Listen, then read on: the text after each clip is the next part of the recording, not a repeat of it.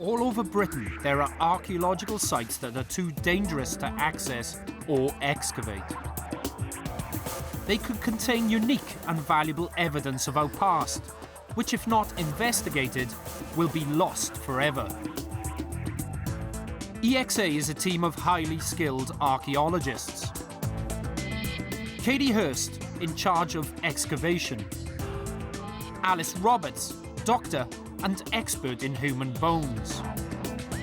Meg Waters, geophysicist and digital imaging specialist. All experts in their chosen fields who are determined to get into these inhospitable places to forensically assess, survey and extract the evidence. The expedition leader will be me, Mark Davis, volcanologist, climber, caver and diver. This is archaeology on the very edge. This week, we are laying siege to the most northerly and isolated Iron Age fortress in the British Isles.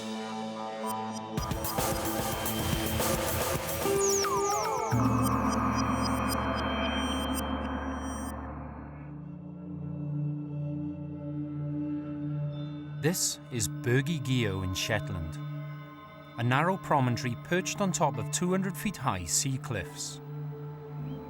These few stone blocks clinging to the edge are thought to be all that remains of an Iron Age building that must be over 2,000 years old. But what kind of building?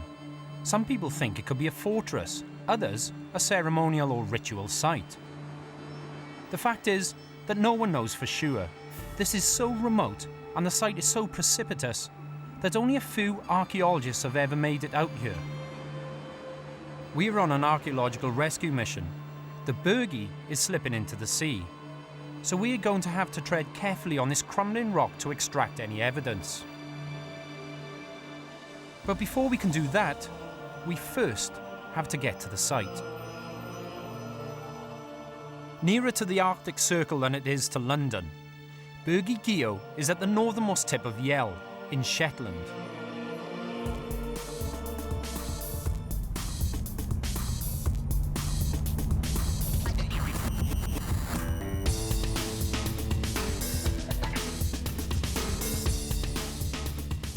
After an epic 900-mile drive north from London, the vehicles can go no further. We've arrived at Gloop. This is Gloop Voe, Voe being the Shetland word for sea loch or fjord. This body of water separates us from the archaeology way over there. Now the general plan is for us to ferry the equipment across the water, haul it to the site using quad bikes, but the team on the other hand have opted to circumnavigate the Voe using a more traditional means of transport. Katie, why are we walking? Well, there's been absolute torrential rain for the last 2 weeks and the moors are almost impassable by quad bike. So it's actually much easier for us to walk along the Voe, up onto the hills and then down to the site. But it's also really important for us to have a look at the landscape, see where our site is set in the landscape. Our journey from Gloop, along the narrow sheep tracks along the Voe to Burgi, has taken us through a landscape virtually unchanged since the last ice age. Even today, this is a sparsely populated land, with only a handful of small sheep farms or crofts. I can't imagine anyone at any time in history wanted to settle out here. Yet people are thought to have lived up here for millennia. Fragmentary traces of their settlements are scattered across these hills.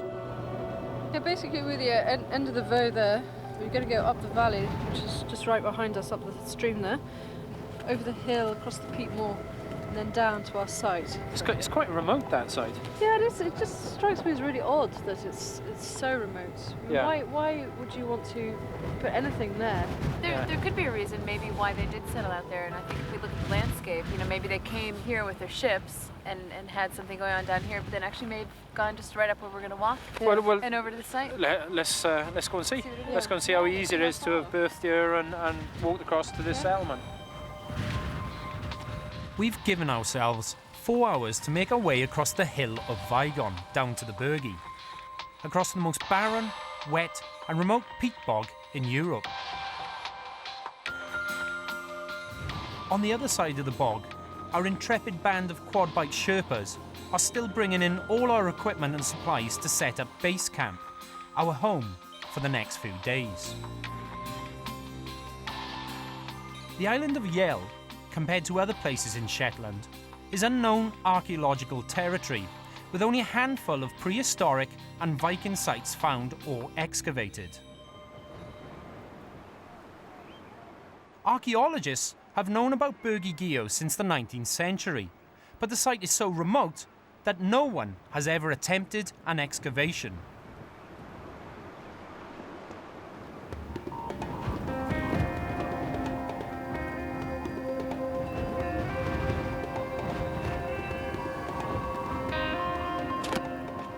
These peat moors have been laid down over hundreds of thousands of years and could be covering an untold wealth of archaeological information.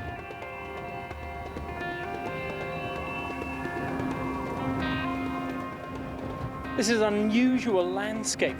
I mean, there's lots of black peat down in the Brecon Beacons down in South Wales, and I'm used to walking on that. But up here, this is just punctuated with lots of standing water as well, and it's making navigation a complete pain in the backside.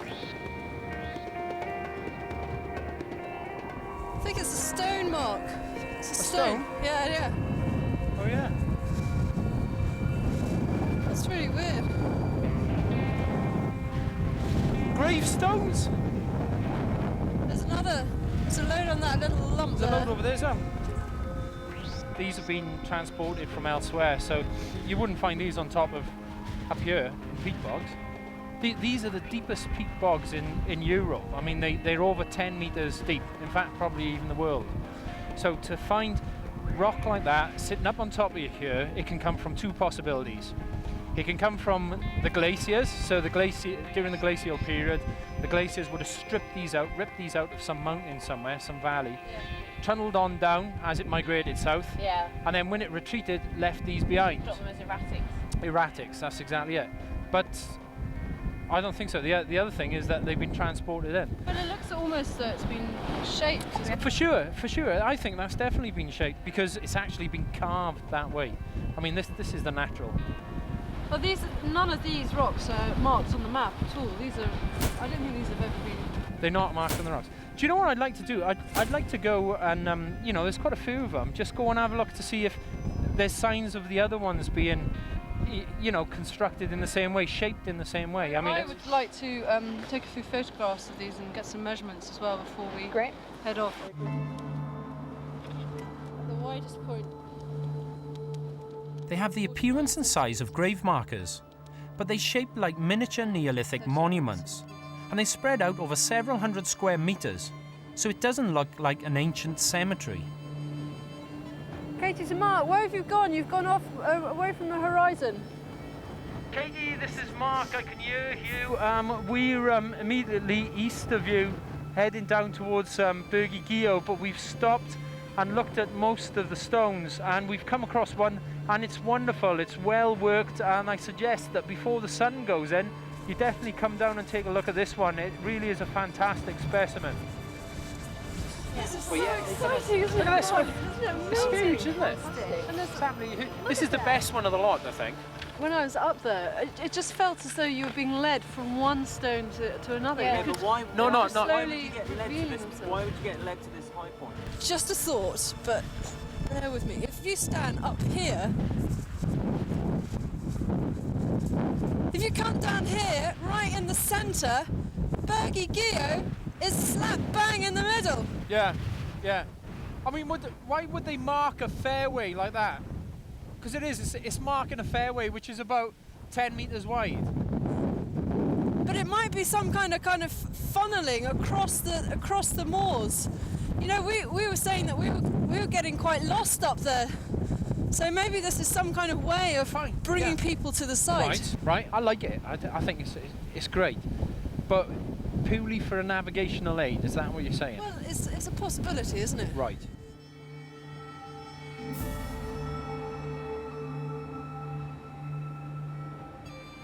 So the walk in has been quite a convoluted process with all this standing water everywhere, but it's absolutely fantastic that we've come across all these standing stones. They're actually slabs of granite that have been shaped and placed there by someone a long time ago. That's evident from all the moss over them. Who put them there? We don't know at the moment, but a fantastic start and justifies totally walking into the site. It's all a bit of a mystery. Could we have accidentally discovered a Neolithic system of route markers directing people to Burgi Geo? But it doesn't make sense. The Burgi is supposed to be Iron Age. Could this impressive walkway be leading us on to something much older?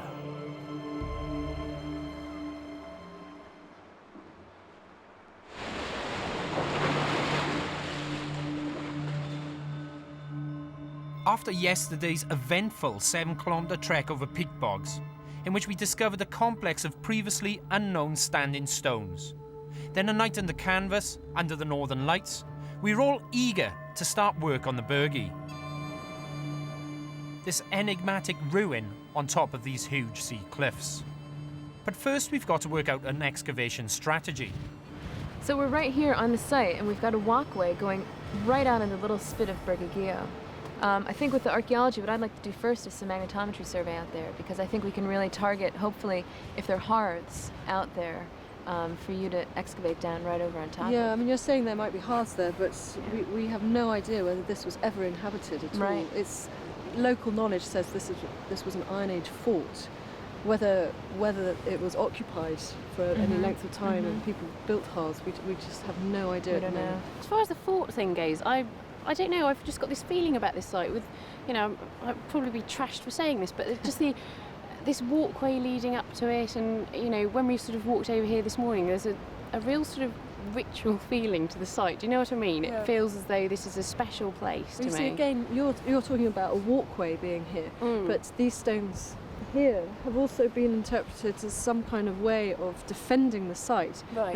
You find them in Europe and in Ireland. They're called chevaux de frise, and they're basically to stop chariots and things coming across. Right, rather than guiding people. Yeah. Instead of the jagged stones lining the sides of the entrance, a chevaux de frise would have the stones aligned across the front to create a barrier to protect against horses, men and chariots. So our first objective is clear. Open a trench on this large mound at the front of the entrance. It looks too big to be a peat-covered standing stone. In fact, it has all the hallmarks of a burial mound.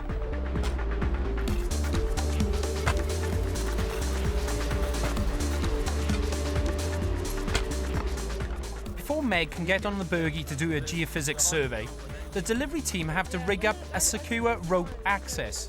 They can't just put their steel rope anchors in the ground anywhere. We don't want to damage the archaeology or interfere with Meg's geophysics equipment.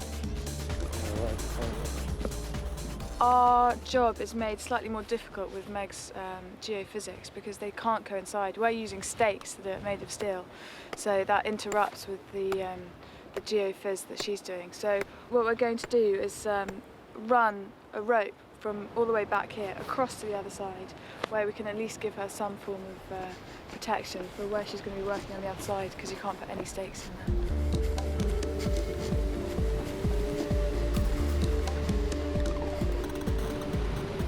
With the rope access secured, Meg can finally get onto the Burgi and begin work. It's essential that she gives us at least 2 dig-in targets to give us a fighting chance of understanding what was going on here. There may be other structures behind the blockhouse facade. There may be traces of burning or burial. Obviously it's very steep-sided, and if you're working out there, digging and carrying stuff and surveying, it's very easy to forget where you are once you've got familiar with being out there and just walk backwards and stumble off something. And the other danger is obviously it's really exposed here. If the winds get up, then there's every chance that we can get a situation where it's so blowy that we'll need to be out here all the time. We won't be able to just go off and leave people to dig, and then we'll need to be monitoring the situation pretty carefully. Appearances can be deceptive. Though the site looks pretty and peaceful, North Atlantic westerlies have been known to blow here at over 150 miles per hour. Nowhere in Shetland is far from the sea, so despite enjoying a climate similar to London thanks to the Gulf Stream, the constant saltwater winds means that few crops can grow here. It does beg the question as to how the residents of the Burgi survived. And for how long? In this part of the world, normal archaeological chronology doesn't apply. The Romans didn't get this far north, so the Shetland Iron Age lasted from 500 BC to the 8th century AD, when the Vikings arrived. Shetland archaeologist Val Turner has invited us to Burgi to find some conclusive dating evidence. We think that it's part of a blockhouse and that it's got... What's a blockhouse? A blockhouse. Well, it's Iron Age and it's two pieces of masonry structure with an entranceway in between. So you've got one chunk of it here, a rectangular piece of masonry. Then you had the entranceway next to it, which we've still got, and then there would have been another rectangular piece of masonry, which we've lost completely to coastal erosion. Yeah, yeah. So what is that? Kind of like a gatehouse or the first line of defence, or? Well, presumably it is something like a gatehouse, and we think it had structures behind it, sort of like timber buildings, and you'd expect to find post holes and things like that. And you would have like animals at the bottom, and then another story with people living on the top, because the warmth from the animals would help to keep the people warm. Would have been a substantial structure then? Yes, it would have been. Burgi Geo could represent a missing link in Shetland's Iron Age story. These circular towers, known as bogs, are unique to northern Scotland, specifically Shetland. They have been excavated and dated also to the Iron Age, but do they predate or postdate our square blockhouse? Meg's Mag survey results should provide a digging target inside the structure. What we're looking at here is the blockhouse. This is where the blockhouse feature is, just in here. Right. And that is a really strong feature. It's black and white. They're really high contrasting features. That's what I'm really looking for. Not necessarily burning. I can't look at the data right now and say that. Okay. We were planning to excavate the interior of the blockhouse, but these hotspots are far too tempting. So Katie's going to open a trench to the rear and side of the visible structures.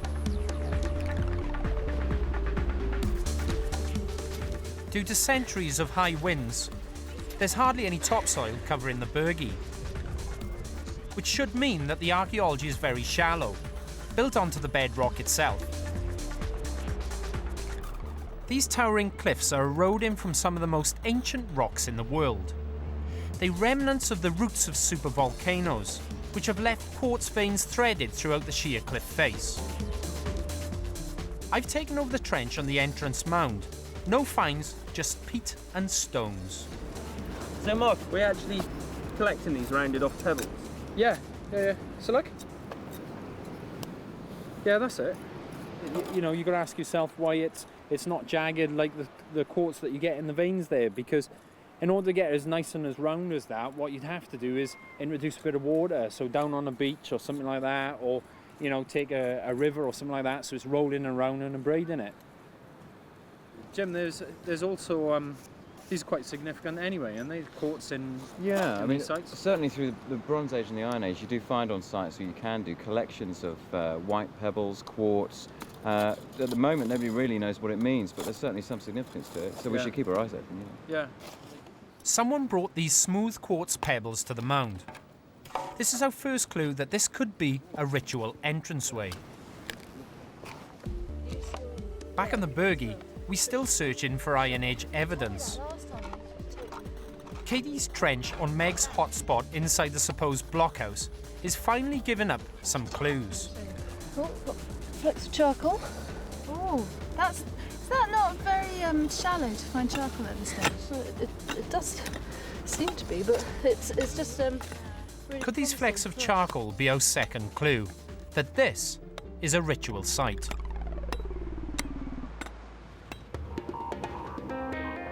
With no chance of finding human bones in the acidic peat, Alice is concentrating on the bigger landscape picture. So Val, what I'd like to do is walk right over to that headland over there. You can see some stones sticking up maybe. Visible from the air, these circular marks along the coast could be Iron Age houses and field systems, and therefore associated with our site. But like most of the coastline, this is pretty much uncharted archaeological territory. It's pretty much uncharted for Val too. This is only her second ever trip out here. The first was by helicopter. So getting to see all this surface archaeology close up is a bit of a bonus. This is an enclosure? Yes, and structurally it looks very much like the Chevaux de Frise on the way to Burgi Geo. And how old do you think this would be? Is there any way of telling? It's really difficult to date, but it's very irregular, which does suggest it's earlier rather than later. And by earlier I mean sort of pre-medieval. Right. So it could be Iron Age? It could be, yeah. It could be. Okay, well let's keep going because we've still got a way to go before we reach our headland. Oh wow, what's that over there? Oh, that's the Croft of Vigon. Though abandoned in the 19th century, crofts have their origins in Shetland's Viking past. A few hundred metres away and back a few millennia of history. I do think it's a chamber cairn. Yeah. You think it's a burial? Yeah. A Neolithic burial, sort of 5,000 years or so ago. Well, it looks about big enough for one person to fit in there at least, doesn't it? It does, or it could be that it's the bones of several people. I mean, people could have been perhaps excarnated, i.e. left on the hillside, and individual bones collected to represent the person and put in here. And they're often heel-shaped, which means that they have a sort of curving front to them and then a rounded back. Like a sort of fat crescent. Yes, that's right, yes, yeah. So within a short distance of our site, there's evidence of habitation and death representing 5,000 years of history. Though it looks barren now, thousands of years ago, temperatures were up to 3 degrees warmer, so the land around Burgi could have supported a variety of food crops. Back in the blockhouse trench, Katie has revealed the side wall of this substantial structure. The area behind is packed with rubble, probably dating from the building's collapse. Some pottery.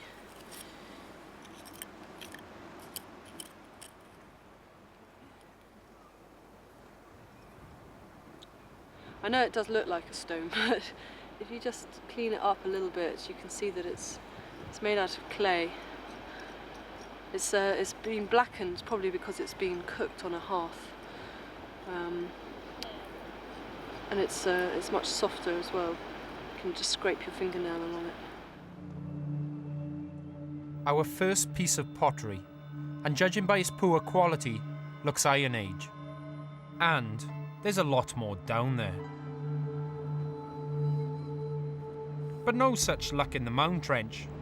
I tell you what we've been finding here is lots of quartz. Now I know there's lots of quartz veining along this headland, but as soon as I saw it, it's lovely rounded surface and the edges are planed off, and you know, it's not what you would call a tool, I suppose, is it? Because you'd expect to be chipped everywhere. So I think it's more likely that the faces have been broken off and the bit that's been broken off has been used as a tool, or been shaped to be a tool, and that's what you get left behind. Yeah. Okay. Well, it's pretty.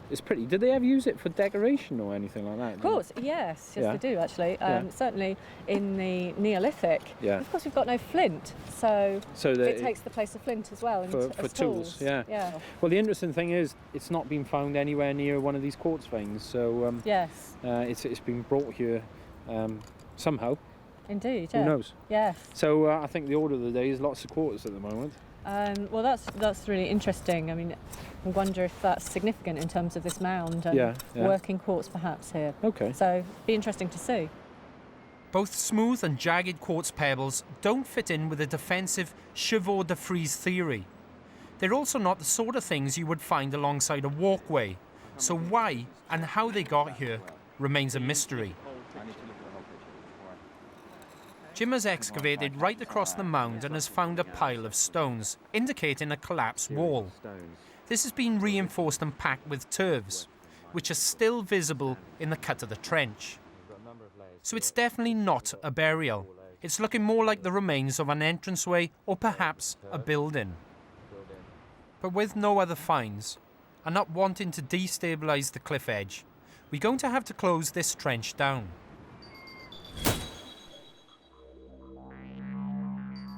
Our last chance to get to the bottom of this structure lies on the landward side. This flat area could have below-ground features, perhaps more standing stones. Out here, right before the entryway to the site, it's really interesting to me because if there are any features here, pits, other stones maybe that have fallen down, things like that, I'm hoping to find them right here.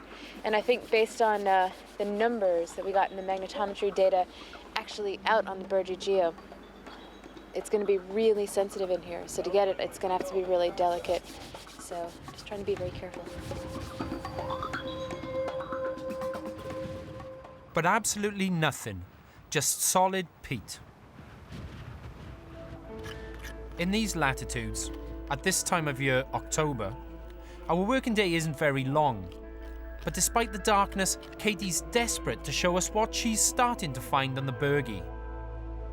I've put this trench over an area where Meg found this really big splodge of very high magnetic intensity. Right, saw that, yeah. And so what we found in exactly that place is this very large area of burning. You see around there? So this is actually within the area that's enclosed by a wall which runs all the way behind you and up to where the blockhouse structure is over there. To me it looks like a hearth at the moment. We're sitting in an area we don't really know what it is. It might be part of the blockhouse, it might be like another room, it might be an enclosure. But you're avoiding my question. I mean, put it in context for us. It's a fire or something like that. Yeah, it or looks a like hearth, a fire. maybe, Yeah. or yeah. But Val, you think there might be all sorts of wooden structures around here as well? Well, don't that's the other possibility. If it's not a hearth, it could be part of a wooden structure that was behind here that has been burnt at some point. But what does that tell us? Well, the fact that you think there's a what hearth it says to me is that there's been human occupation here rather than for an animal. Well, you've got probably, what, 3/4 of an hour before nightfall, so Yeah. we need to get everyone back to base camp. You can't work on here without any lights, I'm I afraid. know, So you're going to have to pull me away, I think, because I'm really excited about this that's trench. a prospect I look forward to. We start to unravel the mysteries of Burgi Geo. We have a turf wall, and we get into the bottom of what they use the blockhouse for. But the key to this place could be this: quartz.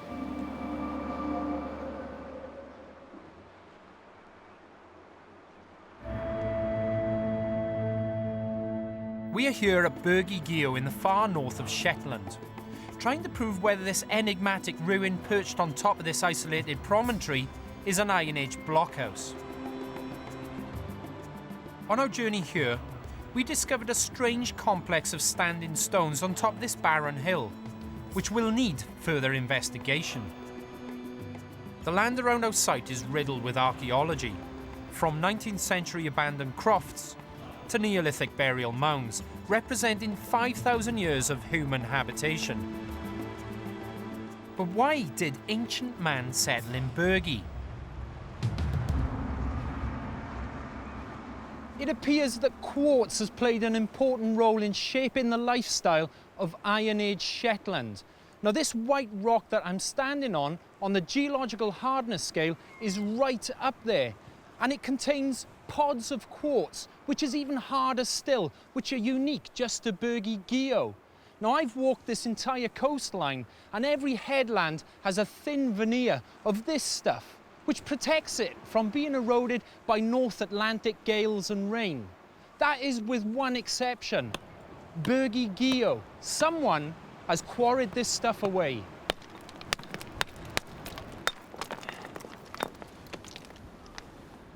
This white rock cross-cuts the entire headland, and it contains pods of some of the most purest form of quartz I've ever seen. And that's incredibly important because back in prehistoric times, we are hundreds of miles from the nearest supply of flint. So this stuff could have been used as scraping tools, decorative ornaments, even arrowheads. So whoever had control of the Burgi had a valuable commodity on their hands. These rich veins of quartz offer for me the perfect solution as to why this blockhouse may have been built. Quartz tools and arrowheads, necessities of Iron Age life, and valuable trading commodities. Last night in the blockhouse trench, Katie found traces of what looks like a hearth or fire pit, exactly where Meg's survey indicated a hot spot. Today, Alice and Meg are going to be digging another hot spot, back from the blockhouse right on the edge of the cliff.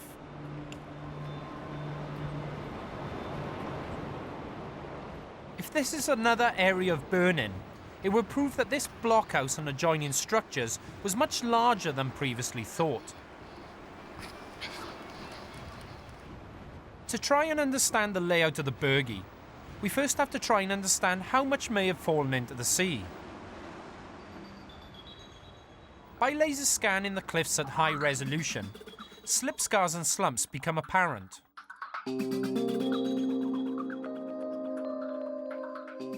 In this semi-circular area alone, several thousand tons of ossite and unknown quantities of archaeology have been lost forever. Looking at the blockhouse area, it's also apparent that more than half of the structure has fallen into the sea. At least the area behind the blockhouse seems to be intact. Well, the hearth is more convincing in daylight. Yeah, you can see it really clearly now, coming around here. And I think some of these stones are actually bordering around the edges of it Kind as of well. like what we would do for a campfire, Exactly, you mean, is it? Yeah. Okay. But while I was cleaning the trench back, look what I found. A piece of pottery. Why do you think it's pottery then? Well, you can see where the black bit is. That is actually I think it's been burnt clay. Right. It's actually been burnt in the cooking process probably. Yeah. And the mica, all the little white flashy Muscovite bits. mica, we call it in geology. I think that's the temper that they've put into the clay. Yeah. So they probably use local materials to add to the clay. That's why it's so similar to the local geology. The really crucial question is, can you date it? Well, so it looks Iron Age, which is good, that's what we want. But how can you say that that's Iron Age? Just by comparison with other pottery that's been found on Iron Age sites in Shetland. Right. It's the right sort of density, the right sort of inclusions, the right sort of shape, the right sort of coarseness. But when you say the Iron Age, it's a very general term, isn't it? Because the Iron Age in Shetland just spread over such a long period of time. What we really need is a much more specific date than that, isn't it? The other dating puzzle that needs resolving are the standing stones we discovered on the top of the hill. Okay, so we got these quad bikes. It's either this or a 3-hour walk.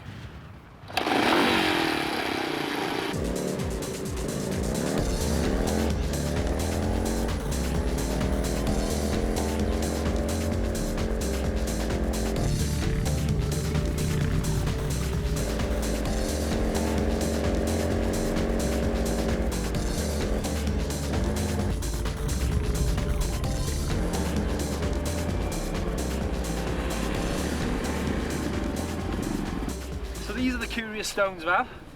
They certainly are curious. I mean, I know they're not big in terms of what standing stones are renowned for, I suppose, but we come across them. There's a long line of them. It seems to mark a fairway. There's one, and it goes off in that direction, and there's a couple on the other side as well. But well, I think they're relatively recent. I mean, you look at that, and the stones are placed way on top of the peat, and where one's fallen out there, it's very, very shallow, the depth that it was in the peat in the first place. Right, okay. So these don't convince me, but you've got better ones, haven't you? So there's another one. So it is, yes.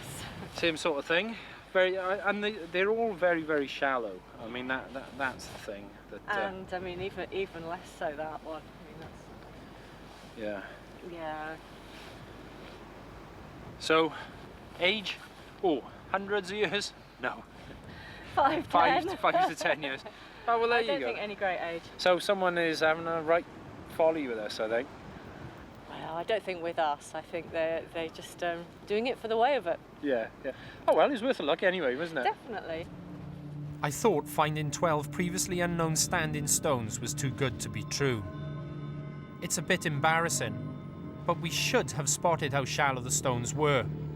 I guess we all just got carried away by the strangeness of this ancient landscape. Who was the mysterious crofter with an urge to build megaliths? We'll probably never know.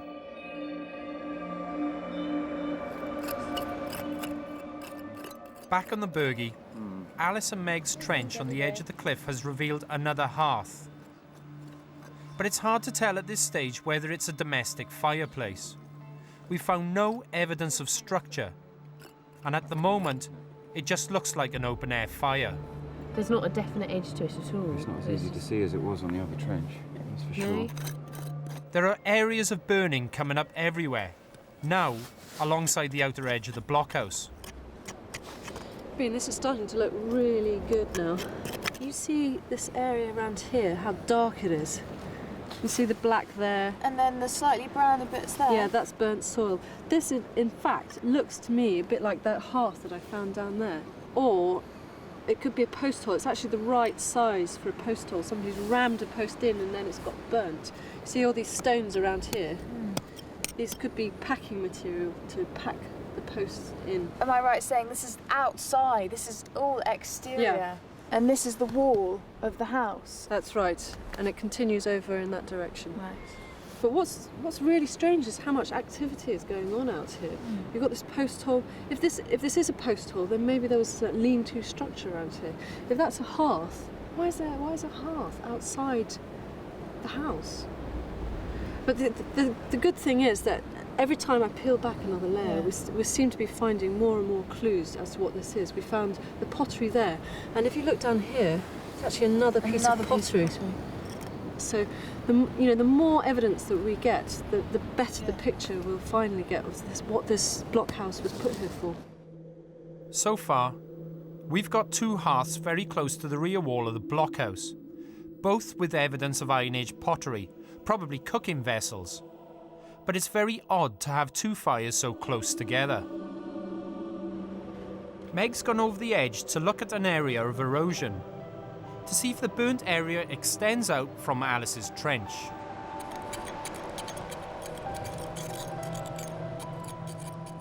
There are lenses of charcoal in several layers right through the section. This must have been a very substantial hearth or fire pit. It looks like it disappears a little bit here. But we did find some pottery down on this level. I was looking around on the surface in the ground and it dropped down, and when I cleaned it off, you can see there's actually some incision in there. It's like a pattern that may have gone around whatever the feature was. So you would have had some sharpened stick or some sort of tool, maybe a bone that they stuck in to make that pattern. Yeah. And we've actually found about 4 pieces of pottery in this area in all different levels. The last couple I just picked out at the bottom here. And Val says they're a little bit finer grained. Decorated Iron Age pottery. Another small piece of evidence that proves that people were cooking and therefore living here. Our Iron Age residents wouldn't have been cooking in the open. There must have been a building. Whether it was stone built or wooden, there may still be traces over the edge. But this southern side of the Burgi has suffered the most from coastal erosion. Nevertheless, Mike takes Alice for a dangle to see if there's any trace of man-made structures. So, what exactly are we looking for as we go down here? Anything that looks like burning, any bits of pottery, anything that looks like it might be constructed rather than just natural. I can safely walk up to there, can I? See, all this just looks completely natural, doesn't it? Yeah, it does. There's nothing but rock and quartz at the lower levels. But as they head back up, Alice spots a suspiciously straight line of stones. I mean, unless it's rocks that have fallen down and tumbled to make themselves look like a wall. And it's definitely, the strata of this one is going this way, it looks like, and then this one's obviously going this way, and those are going that way. That sort of lends support to the argument that this is a wall. I mean, I guess what sort of... A definite stone-built wall, which is proof that the blockhouse was not an isolated structure. Up till now, archaeologists have thought that blockhouses were single defensive buildings.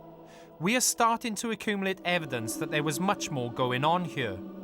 This could be a substantial settlement. But there's still one question that's really bugging me. What were they doing on the Burgi in the first place? Well, from my trench, I can definitely say that people were living there. We've got at least evidence of one hearth, if not two, although the second object that I found may actually be a post hole. It might be a lean-to structure outside that blockhouse. So, and we've got pieces of pot. It looks like people have been cooking up there. So what I really want to do tomorrow is actually extend my trench into the blockhouse and have a really good look inside there. And in my trench, well, mine and Meg's trench, we've got more bits of charcoal coming out. We've got more pots coming up, so it looks as though the activity's sort of stretching further back along the Burgi as well. And there's also a wall. I've dropped off the edge this afternoon and had a look, and there's definitely a wall just below our trench. So there's building further down on the Burgi. I've also gone for a little wonder, and looking at these cliffs over here, I don't believe the whole thing about it being a seam of quartz there that they're especially protecting, because the quartz goes all the way up the coast. So I think it's a ritual site. I think that's the answer to it. I think it's a sacred place. But I think saying ritual is far too easy. You know, if you don't understand it, you can just say ritual. Okay. I think some of those stones leading up to that place is somebody saying, hey guys, I'm really important, look at me, come down and see who I am. There's more going on out there than just some ritual. I think maybe even more than just habitation, because we have 3 hot spots. You've excavated over one and gotten a hearth. We've excavated over another and gotten a huge burning area. It's really substantial. Burnt rock, things like that, ceramics. But the big question for me is, we know it's Iron Age, and we expected that. But what were they doing on the Burgi in the first place? That's what I want to know. That's the burning question for me. Answer me that. I don't know. I really don't know. We've got less than a day left to find out.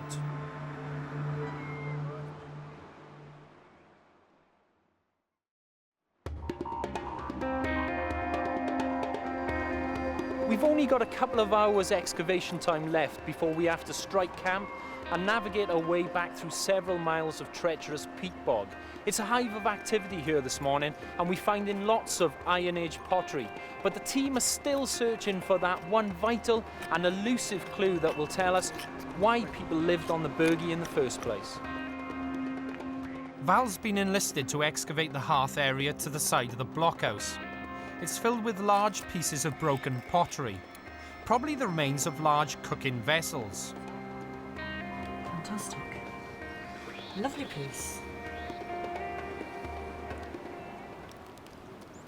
This is just one of the many pieces of pottery that we found. We're getting loads of bits of information out of it.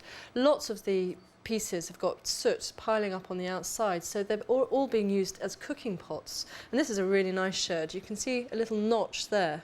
That was actually where a handle went through, so it could be hung over a fire. By comparing the different types of steer-tight inclusions inside the pottery. That's soapstone, yeah? That's soapstone. That's all the sparkly material in here. You'll love this as a geologist. And we've got a date from that by comparing it to pottery from other sites.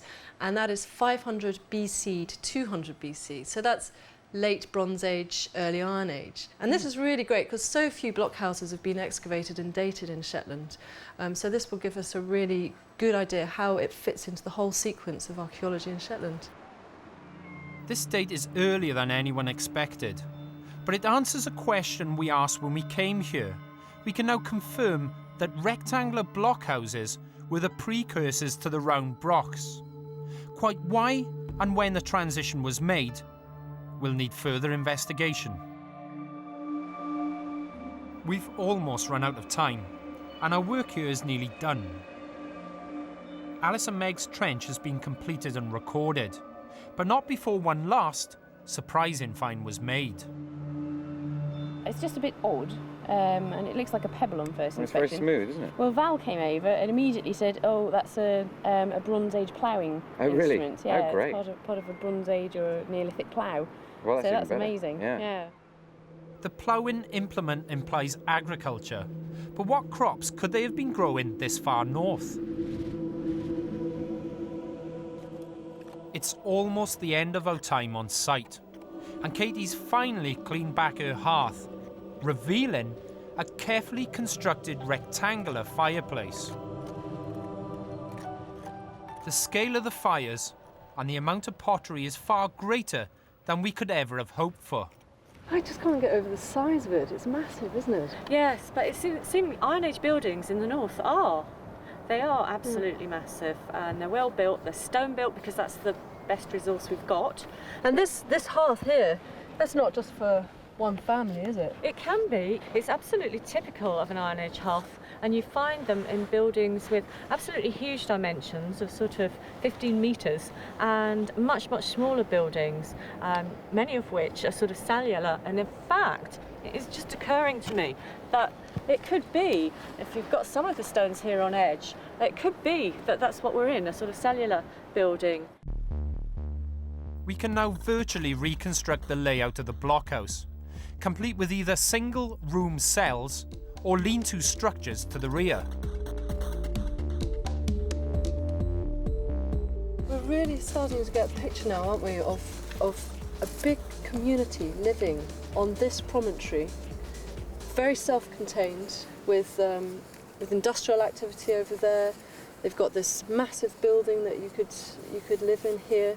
And it's just perfectly easily to defend as well, isn't it? There's no way to get on it apart from that very narrow entranceway. That's right, and you've got the Quartz as well at the far end as well. You've got so much going for you if you're actually living on this promontory. So we're really starting to sort of eradicate the whole sort of ritual purpose of this area. It doesn't seem to be just for one person. It's not like a chieftain living here. It's a real community. Even though we've got masses of pottery to date the site, Katie's taken soil samples from inside the rectangular hearth. These could contain plant or animal remains, the organic residue of whatever our Iron Age residents were eating.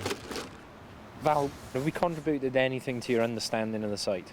Definitely, because it had been suggested that these were just ceremonial gateways with nothing behind them. We've completely disproved that theory, which is great. And once we do the post-excavation, more information is going to come out of it. So I think it's been a really exciting and productive time. And the answer to why they lived here? Seems to be that one of Shetland's key resources is mineral wealth of all sorts of different types. So quartz as pure as you're suggesting, I mean, that's every reason to be on this particular area. As we face the muddy trek back to civilization, it's still hard for me to imagine this remote place as a thriving community. The soil samples were found to contain unburnt grains of barley. So back in the Iron Age, the people here were baking bread, feeding their animals, or perhaps brewing beer, building their blockhouse as a secure focal point for the community and to protect their mineral wealth.